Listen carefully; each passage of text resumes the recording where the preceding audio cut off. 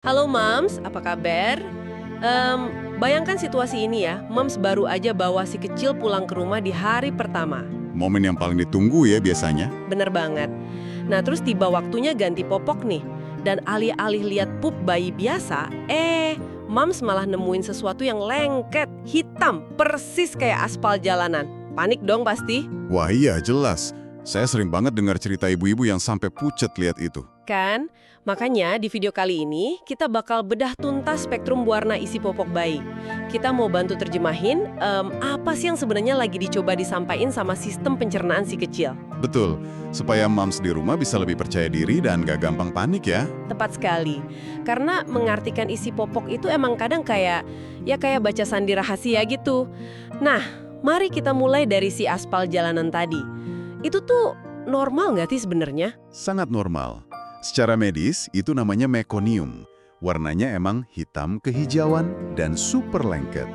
Tapi itu bukan sisa makanan kan? Soalnya kan bayi baru lahir. Nah, pinter.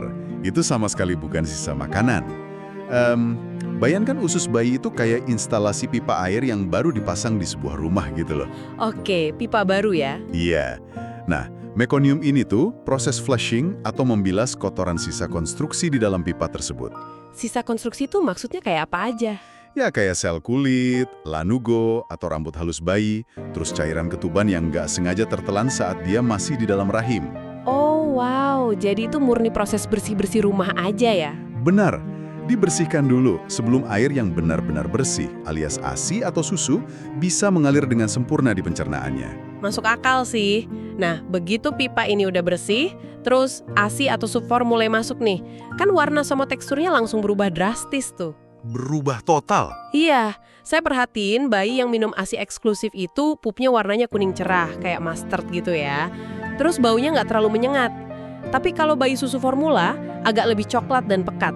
Kenapa bisa beda banget gitu? Ini semua urusannya sama bagaimana tubuh bayi itu memecah protein. ASI itu kan dirancang sama alam sedemikian rupa, supaya bisa diserap hampir 100% sama sistem pencernaannya. Oh, pantesan. Jadi ampasnya sedikit ya? Tepat banget. Karena diserap maksimal, ampasnya sedikit.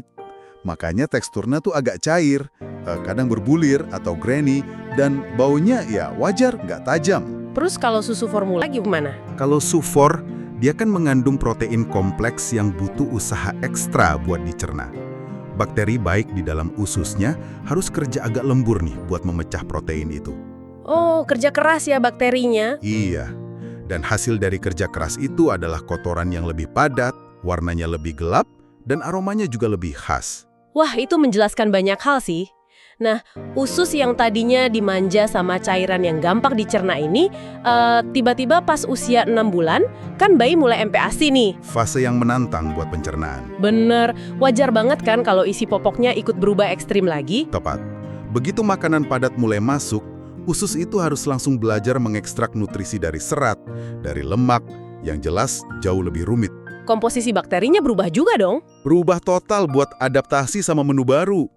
Makanya, proses penyeringan ini bikin kotoran jadi jauh lebih padat, warnanya makin gelap, dan baunya ya mulai mirip kotoran orang dewasa gitu.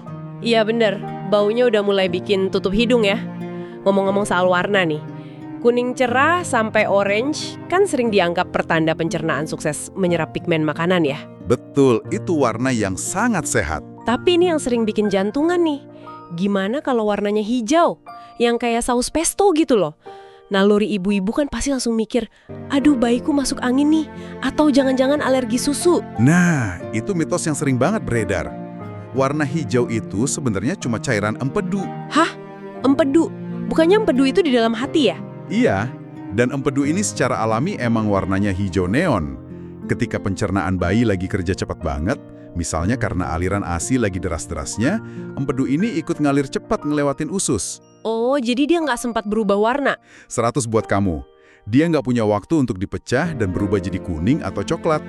Jadi selama si kecil tetap aktif, nggak rewel, hijau pesto itu murni soal kecepatan sistem pencernaannya aja.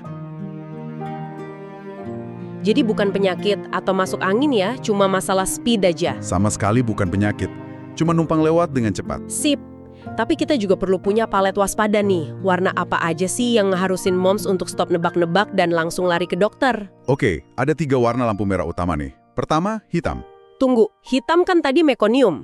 Betul, kalau hitamnya pas baru lahir itu wajar. Tapi kalau munculnya setelah masa mekonium lewat, apalagi pas udah makan padat, kita harus waspada. Bisa jadi karena apa tuh? Kecuali bayinya baru aja makan blueberry dalam jumlah banyak ya. Hitam pekat itu bisa jadi indikasi ada darah yang tercerna dari saluran pencernaan atas. Wah, bahaya juga ya. Kalau warna kedua? Kedua, bercak merah. Ini emang bisa karena makanan kayak buah bit. Tapi bisa juga tanda ada luka kecil atau darah di saluran cerna. Oke, jadi harus benar-benar dicek makanannya apa sebelumnya. Terus lampu merah ketiga apa nih? Gimana kalau warnanya pucat keabu-abuan atau putih kayak kapur? Nah, justru ini yang paling krusial. Nggak boleh ditunda sama sekali kalau ketemu warna ini. Serius? Kenapa tuh? Ingat cairan empedu hijau yang kita bahas tadi? Iya, yang bikin warna hijau pesto tadi kan? Betul. Empedu itulah yang sebenarnya ngasih warna pada kotoran manusia. Kalau kotorannya warna putih atau abu-abu pucat, itu artinya nggak ada empedu yang berhasil masuk ke usus. Berarti ada yang nyumbet dong. Sangat mungkin. Itu sinyal bahaya yang kuat kalau ada masalah penyumbatan di fungsi hati atau kantung empedu bayi. Jadi kalau lihat warna putih kapur, jangan tunggu besok, langsung bawa ke dokter. Poin yang sangat penting buat dicatat ya, Mams. Empedu adalah kunci warnanya. Tapi, ya kembali lagi, walaupun kita udah panjang lebar membedah teori palet popok ini, keraguan tuh pasti kadang masih muncul kan di rumah. Wajar banget itu, namanya juga orang tua. Kalau Mams merasa ada yang janggal, insting keibuan itu adalah kompas yang selalu benar. Bertanya ke dokter anak itu selalu jauh lebih baik daripada memendam rasa khawatir sendirian. Saya sangat setuju, selalu percayai insting itu. Pengetahuan yang kita bahas hari ini tuh hadir untuk mendampingi naluri ibu, bukan buat menggantikannya.